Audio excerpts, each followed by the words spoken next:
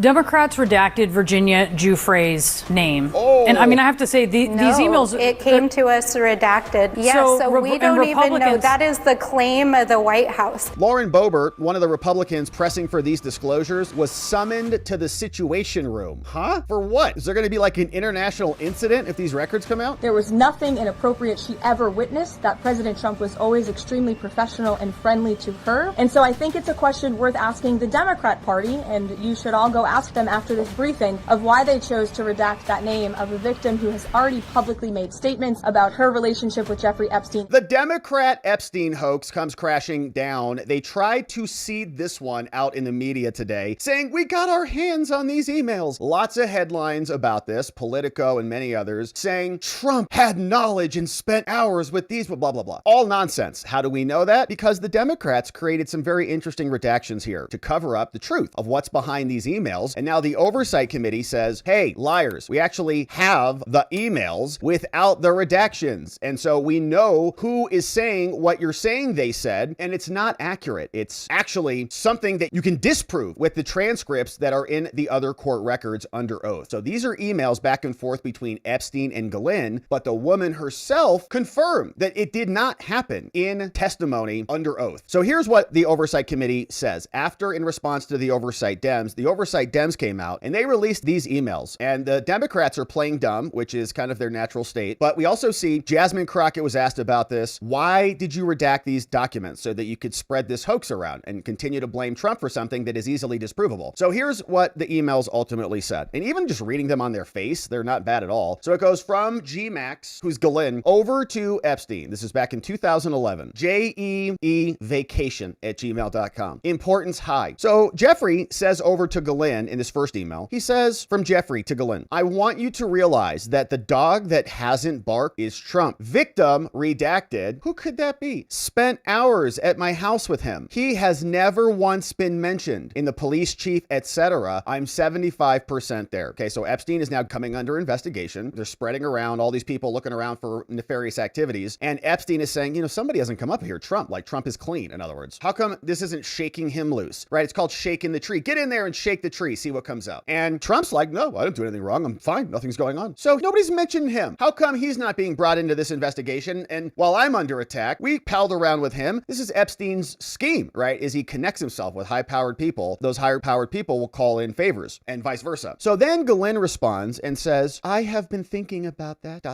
Jeffrey. And they say, oh my gosh, that's Trump who spent hours with a victim. What was he doing there? According to Jeffrey Epstein. Then they release some other emails. And here's another one. It says, victim at Mar-a-Lago. Blankety blank blank. Trump said he asked me to resign. Never remember ever. Of course he knew about the girls. He asked Ghislaine to stop. Again, like how is that bad for Trump? Epstein sends that one over to Michael Wolff, some hack reporter, and he's responding to Wolff. This woman from Mar-a-Lago, which we know Virginia Giuffre was there, and more got redacted. Trump said he asked me to resign. So Epstein comes in. Trump says, you're a pervert. Get the hell out of my club. He says, I wasn't even a member, and he asked me to leave. Of course he knew about the girls as he asked Ghislaine to stop. He's saying, you're doing bad things. Don't want you in the club. Get out. He's like, I'm not even a member of your club. He's like, well, good. Then it's going to be easy for you to leave. Don't even have to do any paperwork. Another email came down from Michael Wolff to Jeffrey Epstein. Couple of emails back and forth. One, December 15th, 8 p.m., Michael Wolff to Epstein. He says, I hear CNN is planning to ask Trump, and by the way, this is December 15th, 2015. Trump's running or about to announce, and then we've got the 2016 election coming up. Here CNN is planning to ask Trump tonight, this is a reporter, about his relationship with you, either on air or in a scrum afterwards. Kind of that, reporters screaming like vultures at somebody. Epstein responds, if we were able to craft an answer for him, like give this to Trump and he could answer with this, what do you think it should be so that Trump can cover for me? Because that's Epstein's scam. So then Wolff responds, I think you should let him hang himself. If he says he hasn't been on the plane or to the house, then that gives you a valuable PR and political currency. You can hang him in any way that potentially generates a positive benefit for you, or if it really looks like he he could win? You could save him, generating a debt. Of course, it is possible that when asked, he'll say Jeffrey is a great guy and has gotten a raw deal and is a victim of political correctness, which is to be outlawed in a Trump regime. Once again, did anybody in here say maybe, the president should say the truth about the relationship or something? It's all just engineering a benefit for Epstein, which is the same thing we saw with Stormy Daniels, engineering a benefit from her fake allegations. And the list goes on. Democrats come out. This is crazy. Oversight Dems got new emails raising serious questions about Trump and his knowledge of Epstein. Read them for yourself. It's time to end this cover up and release the files. Like, oh gosh. All right, where were you guys, first of all? Last year, nowhere to be found. And we know that when Maureen Comey was prosecuting Maxwell and Epstein, there wasn't much conversation about an injustice that was done when Epstein was dead or when Ghislaine went away. All the Democrats are doing is capitalizing on this to attack the Republicans. But here's Jasmine Crockett. She came out. She got asked, this is Virginia Gouveia, don't you? And she's disavowed all of these allegations. This is an email from April 2nd, 2011. Republicans are saying that victim is Virginia Gouveia. As you know, she died by suicide. She's been very outspoken victim of Jeffrey Epstein. Here's the email right here on your screen. She wrote a book, as you know, and she did not accuse him of any wrongdoing. What do you make of that? And can you confirm that? Yeah, I don't know. Obviously, it's redacted who the victim is, so I won't necessarily take the Republicans' word on who it is. That's all right, Jasmine. We'll show you the document in a minute. You can read it for yourself. Redacted. And I don't know why they would necessarily redact someone's name who is deceased at this point. The Democrats did that, though. The Democrats redacted. No. I understand. Okay, but I'm just saying,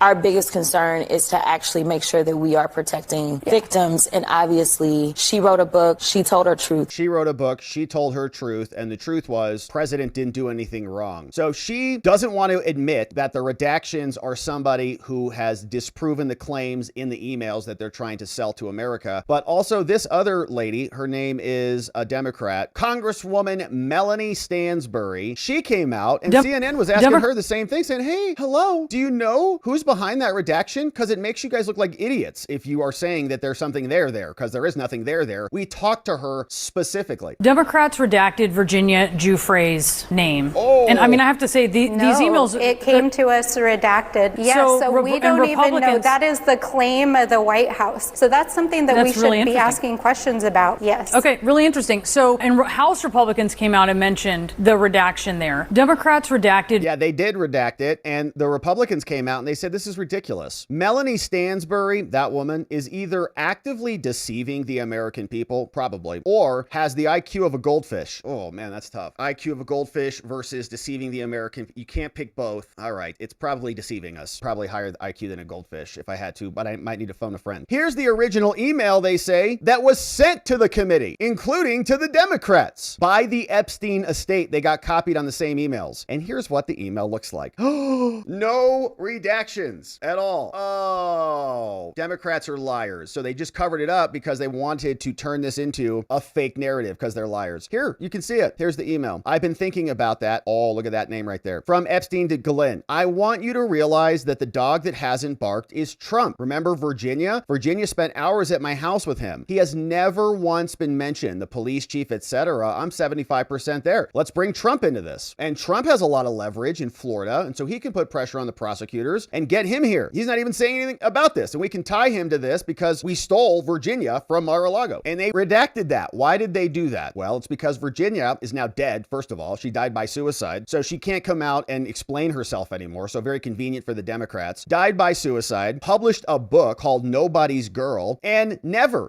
once implicated President Trump. You can see here is another excerpt over from our friend Technofog over on Substack and on X. He says, these Epstein-Maxwell emails reference Virginia Gouveia, and her testimony contradicts everything that they say. These are just emails between Jeffrey and Maxwell, who are looking for other people to come help him in his investigation and his troubles. She never saw Trump and Epstein together. From her mouth, Trump never acted inappropriately towards her. No sex, no flirting, and she was never at Epstein's house with Trump. Interesting. Here is what Technofog got for us. You see this quote here that she's commenting on. He didn't partake in any of ...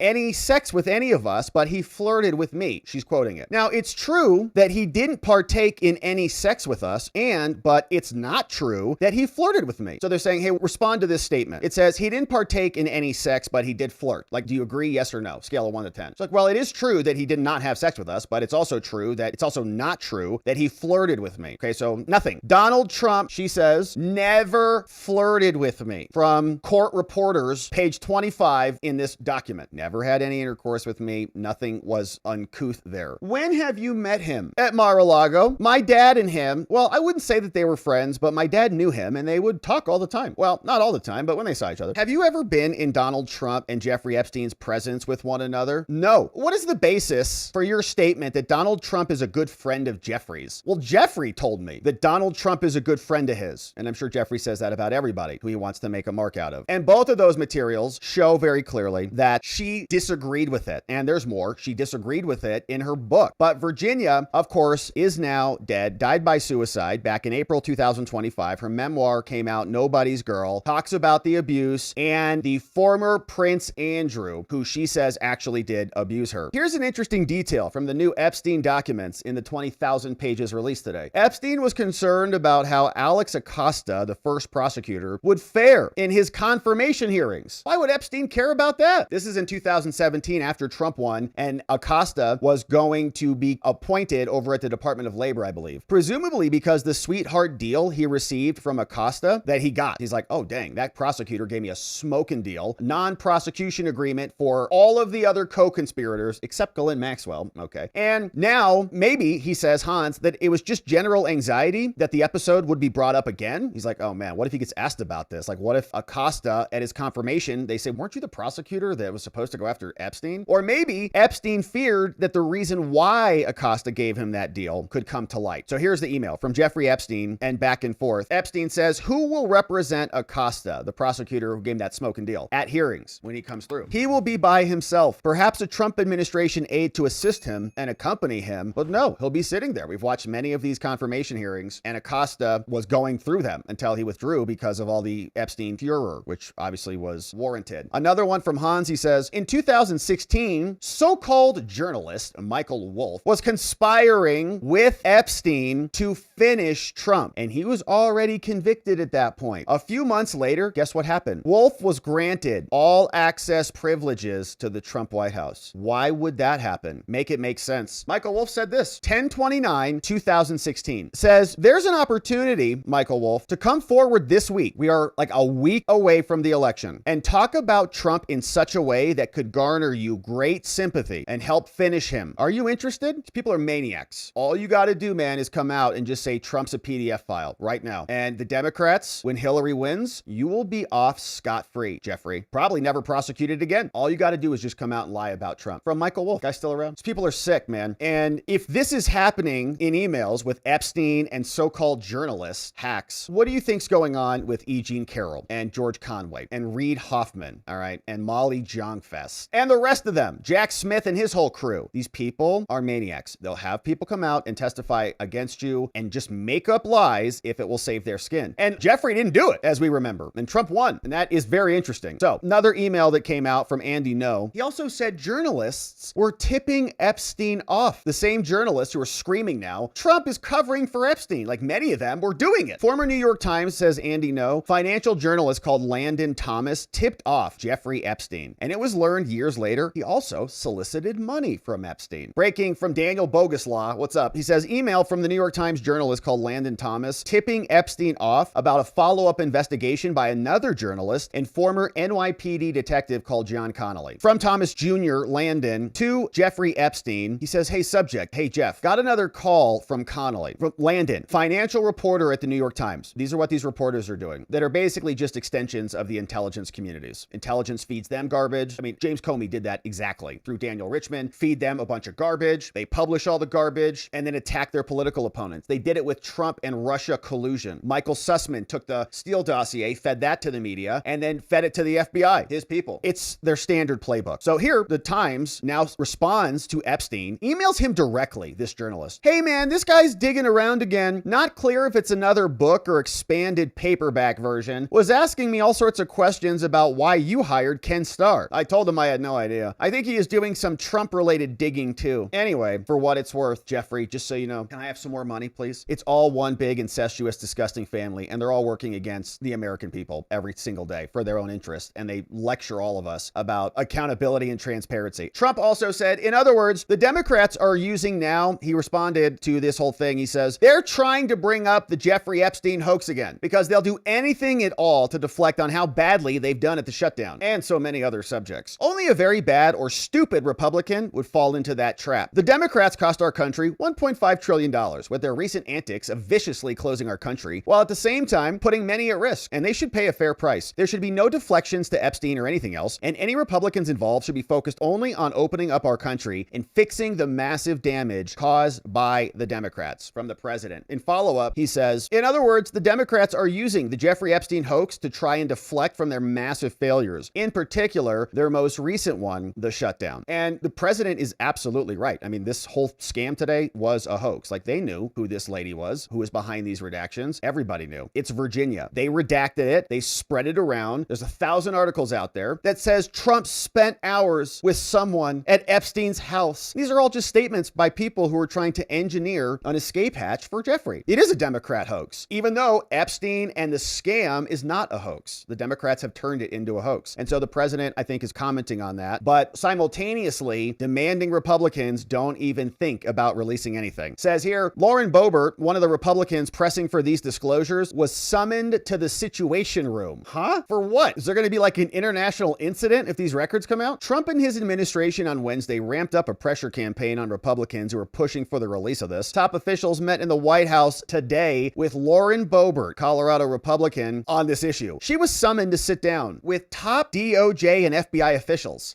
Why? Says according to two people familiar, one of those people was Pam Bondi and Kash Patel. Both people spoke on condition of anonymity. Caroline Leavitt, the White House press secretary, confirmed the meeting had taken place. She says this is a very transparent meeting. The administration officials are willing to sit down with members of Congress to address their concerns. Boebert was one of 3 Republican women who signed on to this petition. If they refuse to remove their names, the petition is needed to reach 218. But even if it passes, it's going to be dead on arrival in the Senate. The whole thing's kind of, I think, just political gimmick. In other words, the discharge petition, my understanding on how this works, and I'm not a congressional scholar or ologist, but normally when legislation is introduced, you refer it to a committee. The committee investigates it and then refers it to the full House. A discharge is to get around the committee, got to reach a certain threshold, then arguably you can take it to the floor and then have a follow-up vote. It would still need to go to the Senate. The Senate would still need to send it to the president who'd sign it. It's not going to happen. But they're getting a lot of political mileage out of it. Thomas Massie and Ro Khanna are playing patty cake with each other. Yeah, FC. They're going to have another stupid press conference, bring out some other women who apparently, as far as we know, were not touched by anybody else. If they were, maybe they should tell us who that was. They said, why should we? Well, do you have a list of people who did some of this abuse? No. Well, yes, we do. We're going to make our own list and put it on our podcast. Okay. Can you just tell us so we can,